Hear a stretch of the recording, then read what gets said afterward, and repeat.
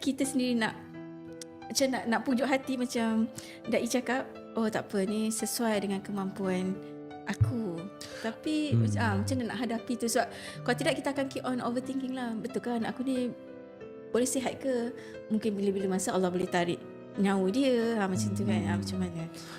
Ada satu konsep bila kita ni diuji oleh Allah Subhanahu Wa Taala, Allah jamin kita pasti akan diuji. Cuma ujian kita ni wajahnya berbeza-beza.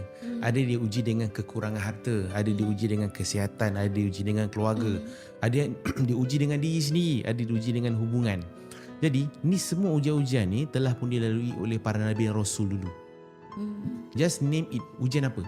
Semua telah dilalui oleh para Nabi dan Rasul dulu. Okay, kita cerita pasal macam mana nak pujuk hati kita ni supaya kita ni bila diuji kita ada kekuatan itu.